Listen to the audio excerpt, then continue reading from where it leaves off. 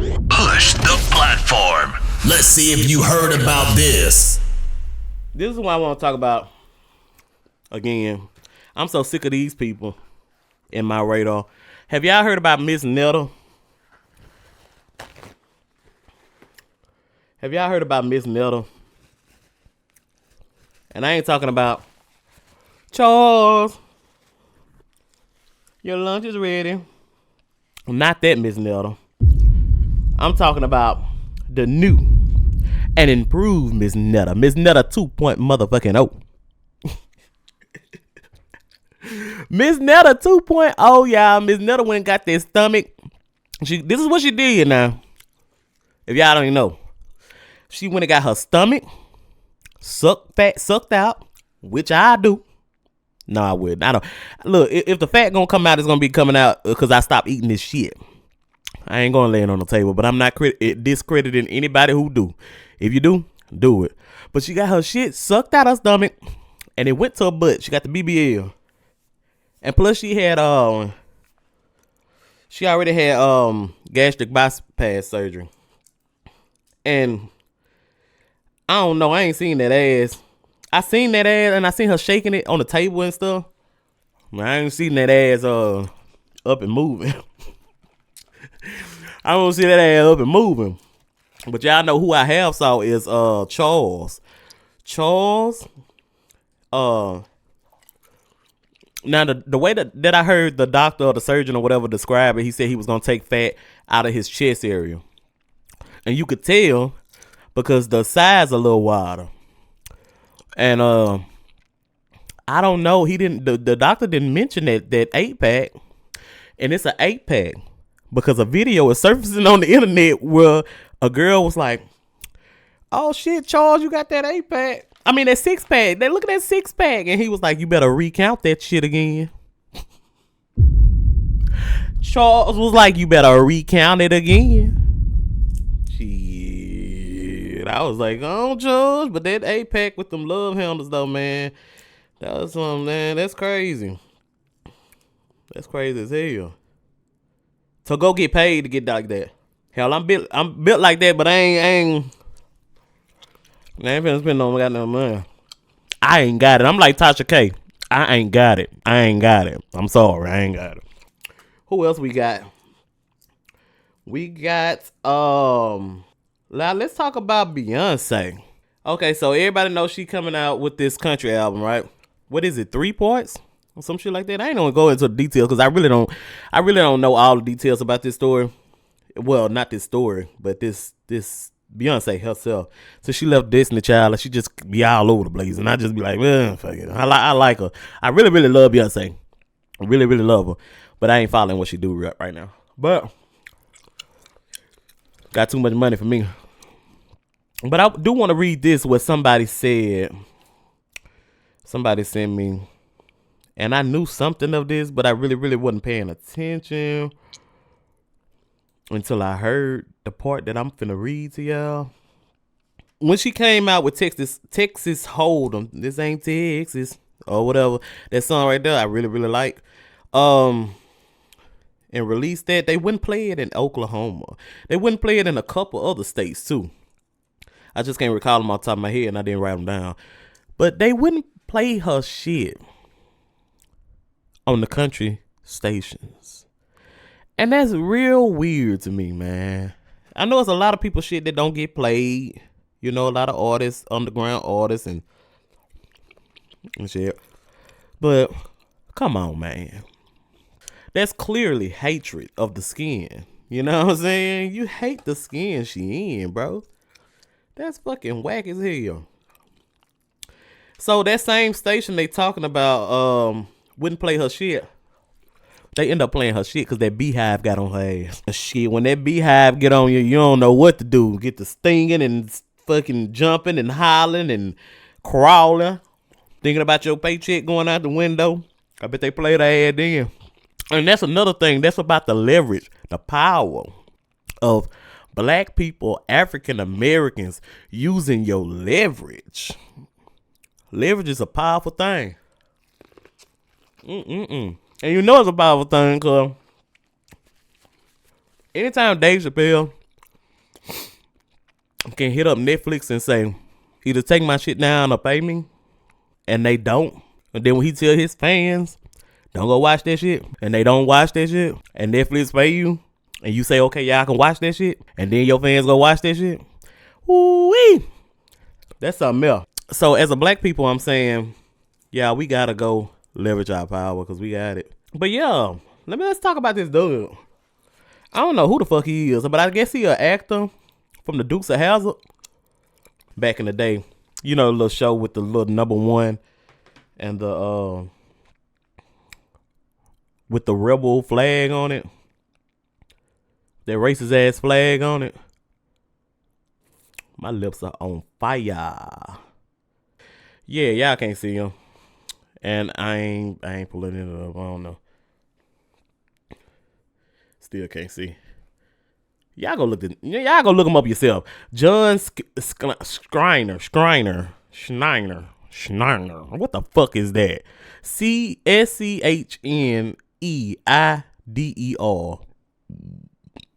Excuse me. This was what his racist ass had to say about Beyonce. And y'all don't tap me up about this phone because y'all, I save a lot of money. You hear me? I ain't buying another phone until the phone breaks. You hear me? Okay. And I ain't had a case in years and it still look new. So anyway, this is what he had to say. They've got to make, this is what he had to say about her being in the country industry. Or country genre. The music industry in the country genre. All right. He said they've got to make their mark just like a dog in a dog walk park. You know, every dog has to mark every tree, right? So that's what's going on here. He said that. He said that. Now tell me that it ain't racism in America. Fuck him. And anybody over here, all y'all motherfuckers that stand with him, damn him. And anybody that's like him, damn him. And his racist ass thoughts. And his tone. And his ignorant ass. Fuck him. I'm mad. And I really want to go off. And y'all, my people know what the fuck is up. I really want to cuss his ass out. You know what I'm saying? But they go on there and they say shit like that. And we let it slide. Or whatnot. See, if somebody else would have said that, let it would have been about the Jews.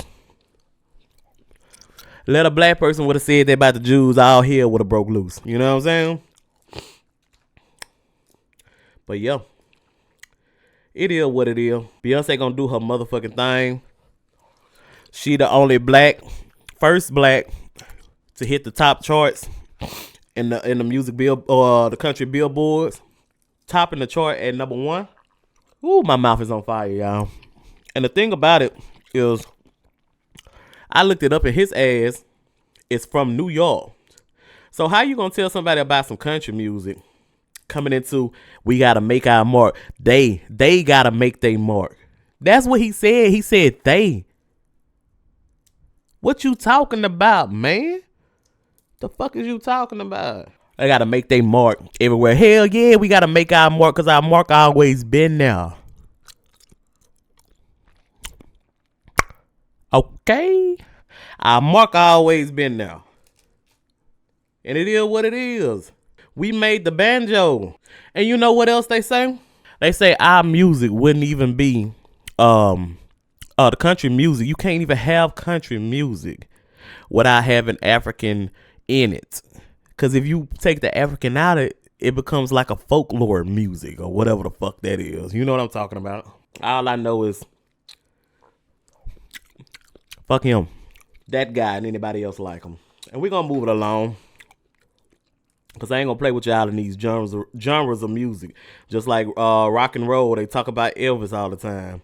Like Chuck Berry went around. You know, and people before him. Like, it's just music.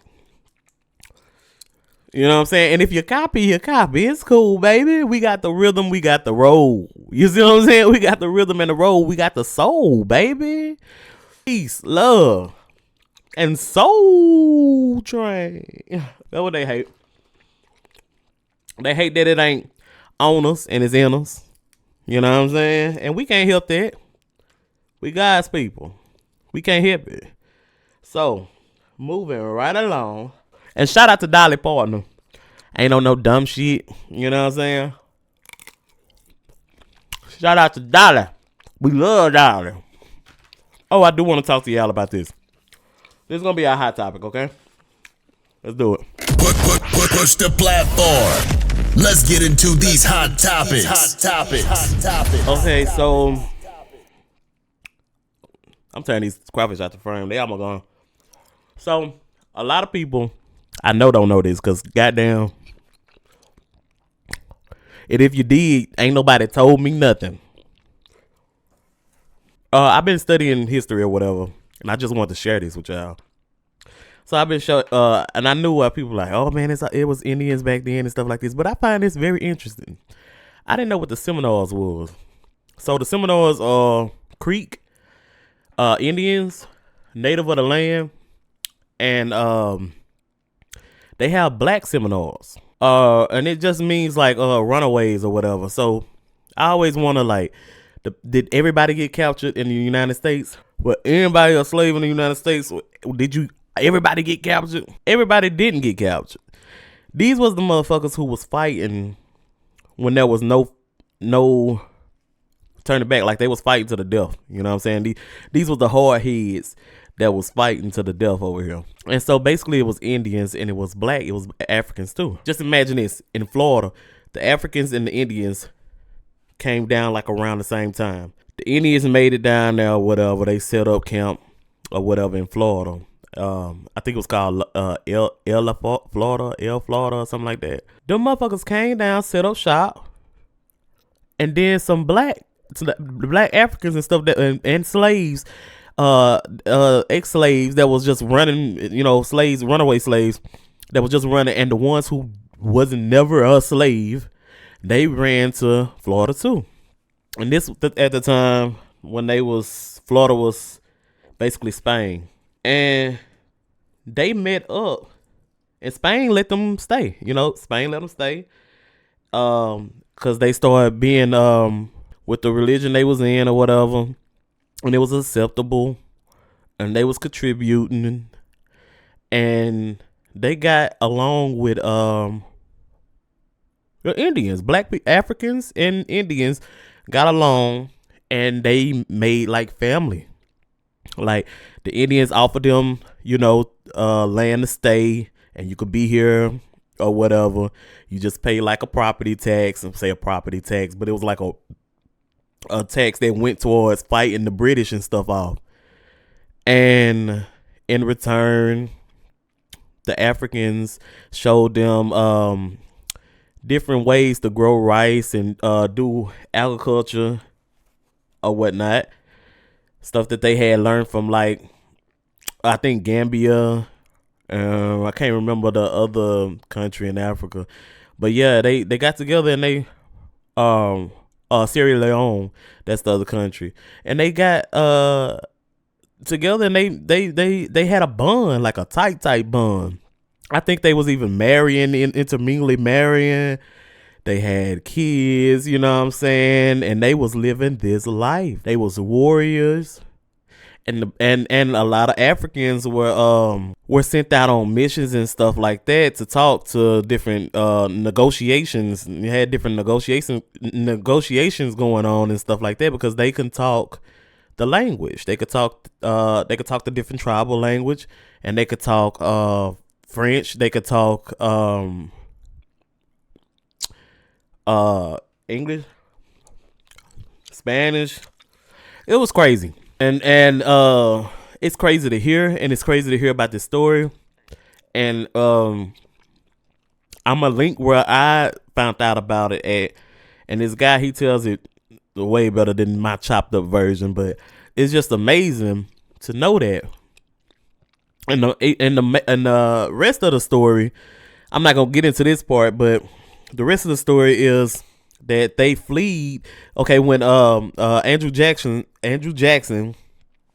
he finally pushed in on them, and these are the Seminole Wars. You got War 1, War 2, War 3, where they was trying to capture them because people was coming down because slaves was going down to Florida to get free because they knew it was freedom down there in Florida. And United States or Andrew Jackson motherfucking asked them, they was like, man, we coming down to hunt these motherfuckers, and they was getting their ass whooped. So don't let them tell you that just because Nate Turner led the most vicious slave revolt there is. No, he didn't.